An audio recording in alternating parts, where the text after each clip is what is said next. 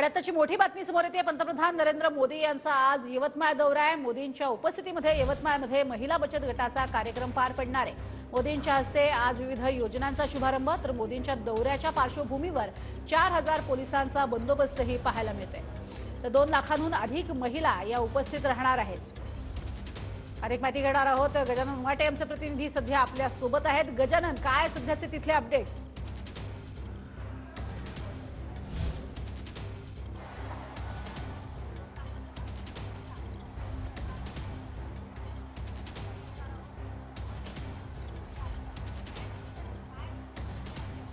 नक्कीच आगामी लोकसभा निवडणुकीच्या पार्श्वभूमीवर पंतप्रधान नरेंद्र मोदी यांचा यवतमाळ दौरा अत्यंत महत्त्वाचा आहे। आणि मी गर्दी तुम्हाला दाखवतोय।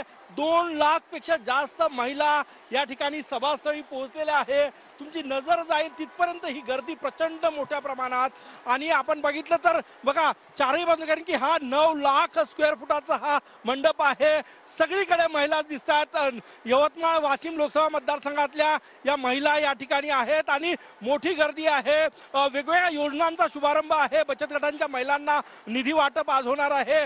जे पंतप्रधान किसान योजनेचे शेतकरी लाभार्थी आहेत त्यांना निधी वाटप आहे। वर्धा कळंब रेल्वेचा शुभारंभ आहे। परंतु या सगळ्या सोबतच आगामी लोकसभा निवडणूक अत्यंत महत्त्वाची आहे, कारण की 2014, 2019 आणि आता 2024 या तीनही लोकसभा निवडणुकीच्या पूर्वी पंतप्रधान नरेंद्र मोदी यांचा यवतमाळ दौरा जो आहे तो अत्यंत महत्त्वाचा आणि ऐतिहासिक असतो। पहिल्या वर्षी 14ला दाभाडी या गावात, 19ला पांढरकवडा इथे महिला मेळावा आणि आज यवतमाळच्या या गावामध्ये हा प्रचंड मोठा महिला मेळावा। मी परत एकदा गर्दी तुम्हाला दाखवतोय। किती गर्दी बघा। अजूनही लोक जे आहे, महिला जे आहे त्या या ठिकाणी येत आहेत। आणि सगळ्यात महत्त्वाचं फक्त यवतमाळ वाशिमच नाही तर विदर्भातल्या 10 लोकसभा मतदारसंघासाठी अत्यंत महत्त्वाची ही सभा, कारण की लोकसभा निवडणूक काही दिवसांवर आलेली आहे आणि भाजपनं महिला मतदारांना टार्गेट करण्यासाठी अशा प्रकारच्या मेळाव्यांचं आयोजन केलेलं आहे।